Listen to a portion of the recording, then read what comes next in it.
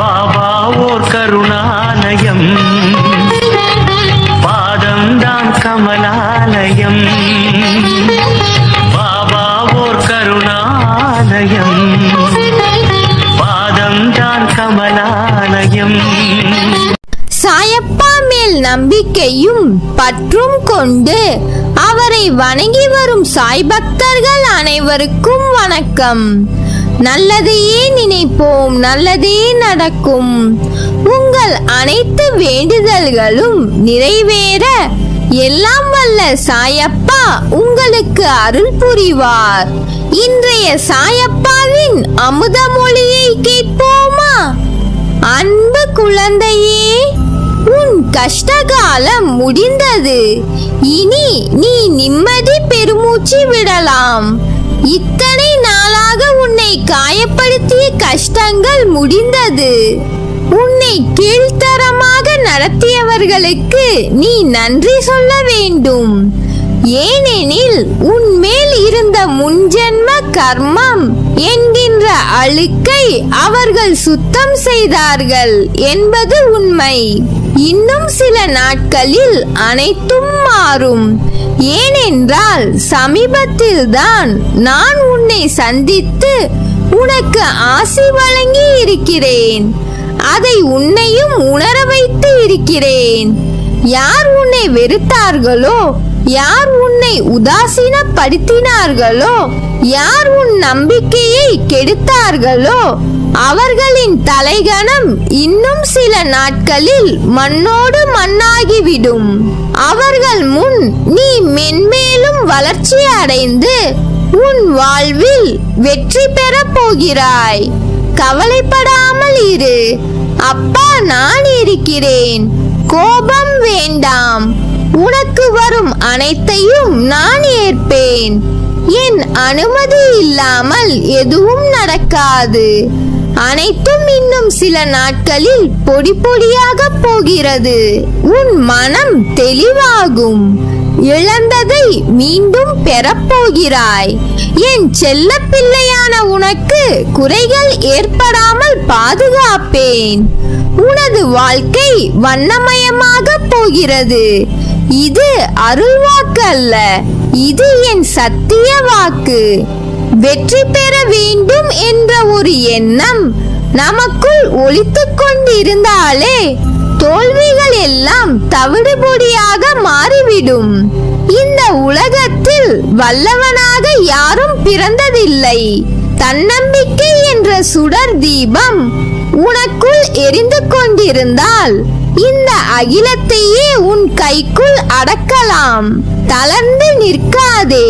வெற்றி என்னும் மைல்கல்லை அடைய துணை செய்யும் மிகச்சிறந்த ஆயுதமே நம்பிக்கை. அதை மட்டும் வளர்த்துக் கொள்ள உன்னை முழுவதுமாக தயார்படுத்திக் கொள்ள வேண்டும். ஒவ்வொரு மனிதர்க்குள்ளும் இரண்டு மனம் இருக்கும். ஒன்று உன்னை உயர்த்தி வெற்றியாளனாக மாற்றும். இன்னொரு மனம் உன்னை கடினமாக உழைக்க விடாமல் சோம்பேறியாக வைத்துக் கொள்ளும். எந்த ஒரு செயலை செய்தாலும் அதை முடியாது என்று ஒரு மனம் சொல்லிக்கொண்டே இருக்கும்.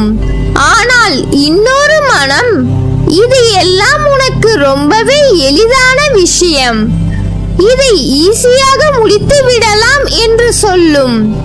ஆனால் நாம் முடியாது என்று மனம் சொல்வதை கேட்டு தளர்ந்து போய்விடுவோம். அப்படி மட்டும் தளர்ந்து போய்விடவே கூடாது. நமக்கு வெளியில் மட்டுமல்ல, மனதிற்குள்ளே கூட பல நேரங்களில் போராட்டங்கள் வரும். அதை போராடி வெற்றி பெற வேண்டும். மற்றவர்களுக்கு உன் வெற்றியால் பதிலளி. நாம் தோற்று போக வேண்டும் என்று பலர் நினைத்துக் கொண்டிருப்பார்கள்.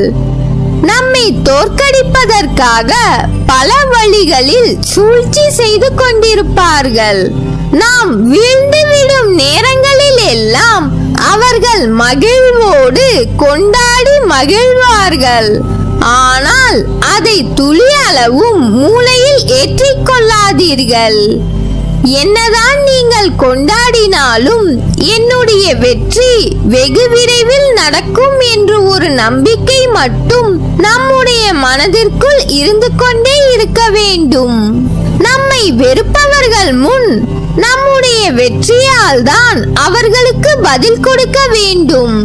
அந்த எண்ணம் மட்டும் நம்முடைய மனதை விட்டு போய்விடவே கூடாது.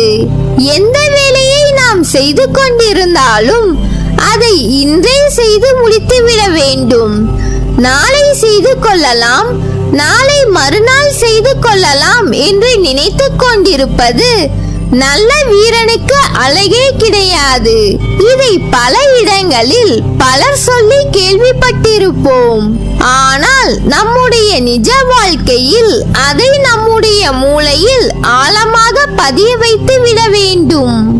எதை செய்ய வேண்டும் என்று நினைக்கிறோமோ அதை உடனே செய்துவிட வேண்டும். நாளை ஒரு வேலையை செய்யலாம் என்று ஒதுக்கி வைத்து விட்டால் அது மேலும் உங்களுக்கு சுமையை தான் கொடுக்கும். எல்லா நேரங்களிலும் வெற்றி கிடைக்காமல் போய்விடலாம். ஆனால் அந்த வெற்றி நம்மை விட்டு போனாலும் நமக்கு ஒரு அனுபவத்தை கொடுத்து விட்டுத்தான் போயிருக்கும்.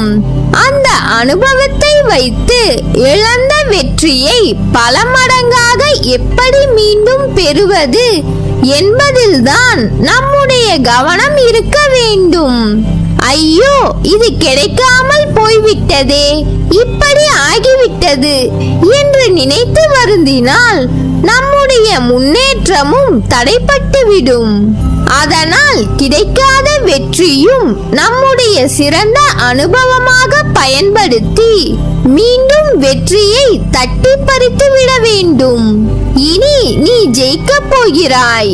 உலகியல் வாழ்க்கையில் பதவியால், பணத்தால், மொழியால், ஜாதியால் உன்னை அடையாளம் காட்ட நினைக்காதே.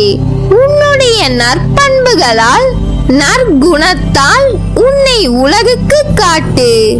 ஆணவம் இன்றி நடந்து கொள். அறிவிழந்து செயல்படாதே. நான் இருக்கிறேன், கலங்காதே. கைவிட மாட்டேன். என்னை சரணாகதி அடைந்தால் நான் உன்னை பாதுகாப்பேன். நீ எதற்கும் பயப்படாதே, கலங்காதே. உன்னில் நிச்சயம் வெற்றி என்ற தீபத்தை ஏற்றுவேன். உலகத்தில் என்ன மாறினாலும் நகன்றாலும் உன்னை விட்டு ஒருபோதும் அகல மாட்டேன். உன்னோடும் உன் குடும்பத்தோடும் நான் இருக்கிறேன். நீ எல்லா செல்வ வளங்களையும் பெற்று சீரும் சிறப்புமாய் நிம்மதியான மகிழ்ச்சியான வாழ்க்கையை பெறுவாய். நல்லதே நடக்கும்.